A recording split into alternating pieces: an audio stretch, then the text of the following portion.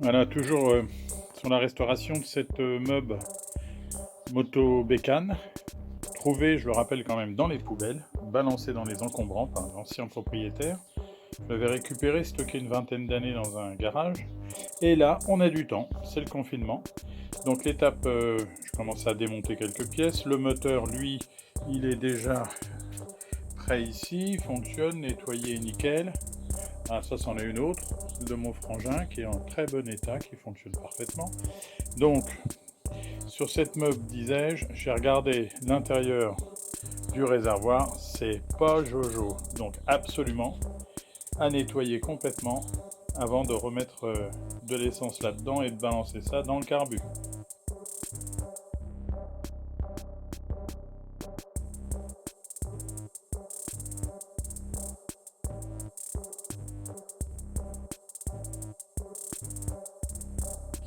Bon, là, on va commencer par démonter le robinet. Je ne sais pas s'il est encore fonctionnel, mais en tout cas, on va essayer. Donc, avant le traitement, mieux vaut l'enlever. Ici, bien, on voit un peu comment j'ai pu rendre le réservoir assez hermétique. Un bouchon de liège en dessous, un morceau de chambre à air tenu avec un collier sur l'entrée du réservoir par le dessus. Donc là, j'ai mis un diluant ou du white spirit qui traîne, un fond avec une poignée de boulons, d'écrous, de vis, ou une chaînette si vous avez, quelque chose qui gratte l'intérieur en fait, ça va nous permettre de décoller toutes les grosses particules. Donc là, après 10 minutes, on va dire un quart d'heure maximum de bon secouage dans tous les sens, on va voir ce qui peut sortir du réservoir. Effectivement, c'est bien noir. Donc on est parti sur un white spirit transparent avec les quelques écrous. Et là, on se rend compte que le jus est particulièrement dégueulasse, noir. Donc je pense qu'on a déjà enlevé une bonne partie de cette bouillasse qu'il y avait au fond du réservoir. Donc maintenant, il faut récupérer les écrous. Donc là, je vous conseille vraiment de les compter au moment où vous les mettez à l'intérieur parce que ça m'est arrivé d'avoir un écrou qui s'était coincé dans une tôle dans le réservoir et je ne m'en suis pas rendu compte tout de suite. Donc maintenant, je prends toujours la précaution de compter. Bon, on va pouvoir vérifier après le premier passage, boulon, un peu de white spirit ou de diluant, dans le réservoir, bien secoué. Ah bah ça, je vous montre, petite lampe, 12 volts, ça doit être une veilleuse, j'imagine, de tableau de bord, un truc comme ça, montée sur une vieille alim d'un PC ou d'un Apple, en 12 volts. Alors, est-ce qu'on va pouvoir vérifier?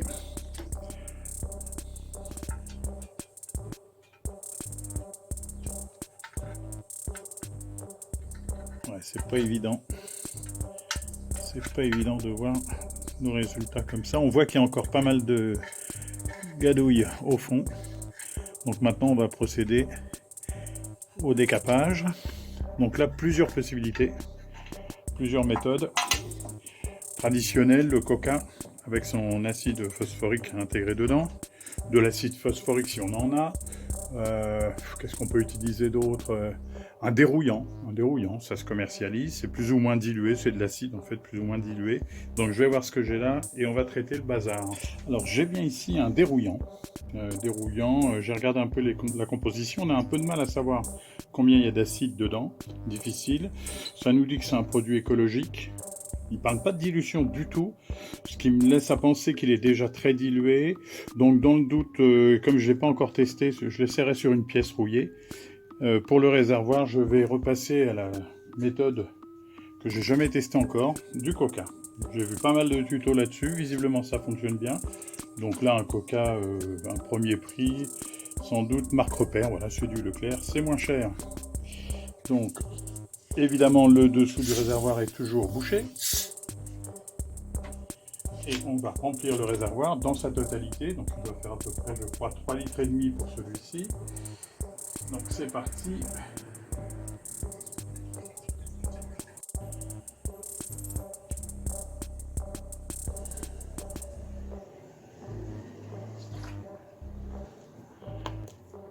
Je ne sais pas si vous voyez comme ça fait déjà des bulles. Bon, ça c'est l'effet coca, hein, simplement, mais on voit déjà des saletés qui remontent à la surface. Donc c'était pas du luxe. Voilà, on va peut-être en mettre encore un tout petit peu pour qu'il soit bien rempli. Et on va le laisser agir au moins 24 heures. On regarde demain ce que ça donne. Voilà, donc on se retrouve 24 heures plus tard avec ce réservoir. Donc traité, je le rappelle, au coca. Donc ça a travaillé un peu toute la nuit. On va regarder ce qui sort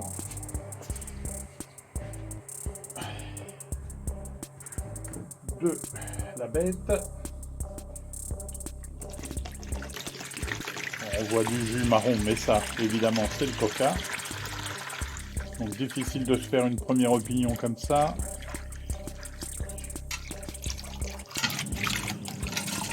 En revanche, on voit quand même que, je vais vous le montrer après avec une lampe, mais ce que je remarque quand même, c'est que sur le doigt, on ramasse un paquet, une espèce de suie, donc on sent que, voilà, ça demande un gros rinçage maintenant. Et je pense qu'après ce rinçage, on sera pas trop mal. On regarde ça tout de suite. Donc le rinçage à l'eau claire.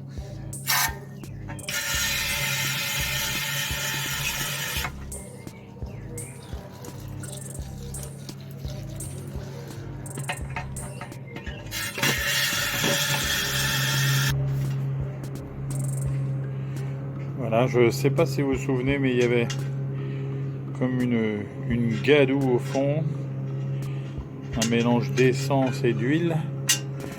Bon, c'est pas probant sur les images, mais moi qui ai le visu direct, je vous garantis que ça a vraiment nettoyé tout le fond, toute la boue qu'il y avait au fond du réservoir.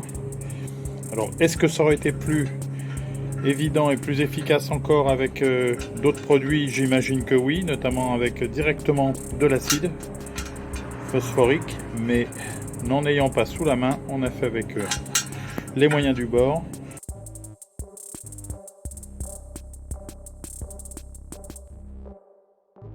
Voilà, donc après 24 heures d'anti-rouille, de dérouillant, mais très dilué en fait, c'est un produit un peu grand public, écologique.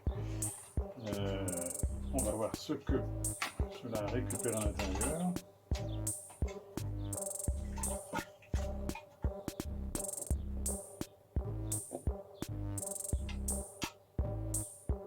Évidemment, ça coule pas beaucoup.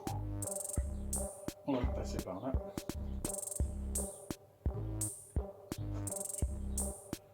On se retrouve avec cette espèce de gélatine du dérouillant. Pas très sale, j'ai bien peur que ça n'ait pas enlevé grand chose. Il y a quelques petites particules quand même qui se sont détachées, qui n'auraient pas fait du bien d'éclair dans le carburateur pour autant que ça passe le filtre. On va regarder l'intérieur. Alors qu'est-ce qu'on observe? Bah déjà que sur le goulot on voit que ça a beaucoup travaillé puisqu'on a quand même énormément de dépôts de rouille, ce qui n'était pas le cas après le coca. Et si on essaie d'aller plus au fond,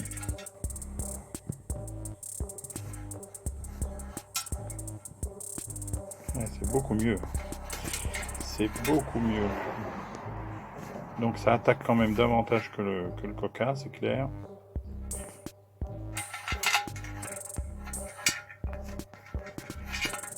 Même si on y voit encore un peu de traces. Ah non, c'est bien, très très bien. Donc finalement, se dérouillant après 24 heures, on peut dire que ça fait le job. On va rincer, on va regarder ce que ça donne.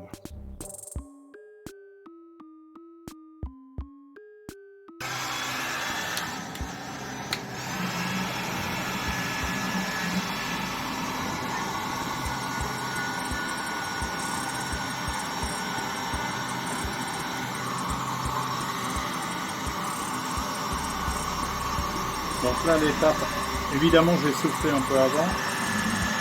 Mais là, l'idée, c'est de chasser absolument toute l'humidité qui pourrait être dedans, dans le réservoir. Donc on sent qu'il monte très vite en température.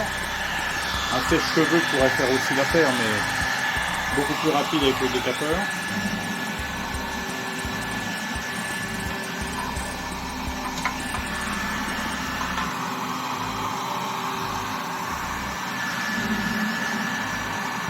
Il commence à être très chaud dessous, je sens la chaleur.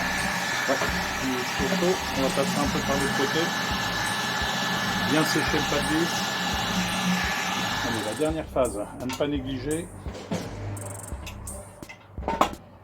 Pour être sûr d'assécher totalement. Ah oui, mais alors si je ne mets pas le bouchon, d'assécher totalement l'intérieur du réservoir. Donc bien penser à mettre ce fameux petit bouchon dessous, sinon ça risque de couler directement au sol.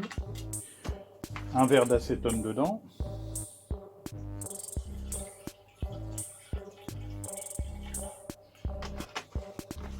On va remonter l'étanchéité avec ce petit bidule, si j'y arrive.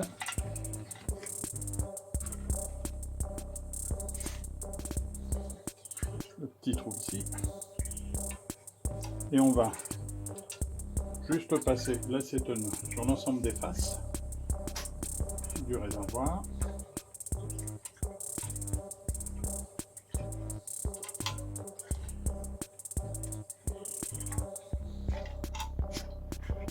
Voilà, on passe bien l'acétone partout, de façon à chasser définitivement toute l'humidité qui sera à l'intérieur.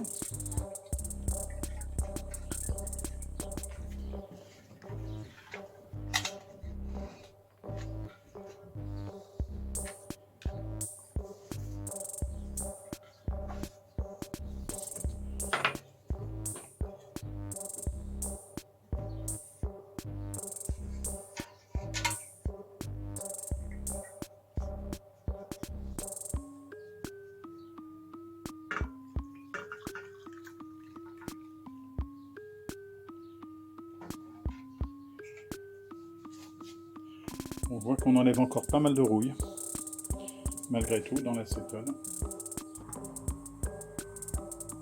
Bon, bien, là je crois qu'on y est quasiment. On a un fond avec encore quelques petites marques de rouille, mais globalement, on est plutôt bien. Donc je rappelle, on a fait un traitement, bon déjà boulon avec un diluant quelconque pour gratouiller un peu le fond, on a bien secoué. Ensuite, du Coca-Cola,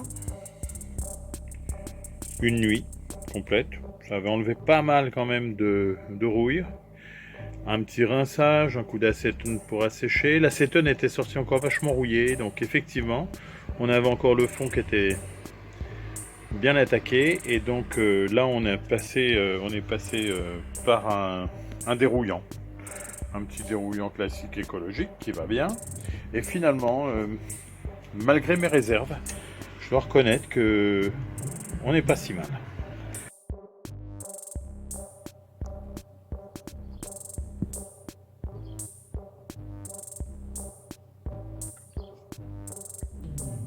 Évidemment, si on n'a pas envie de tout recommencer, puisque la rouille va attaquer très très vite dans les 24 ou 48 heures qui suivent le traitement, on va remplir complètement le réservoir d'essence en attendant qu'il soit remonté sur la meube, et on va le stocker comme ça, bien plein, pour éviter une nouvelle corrosion.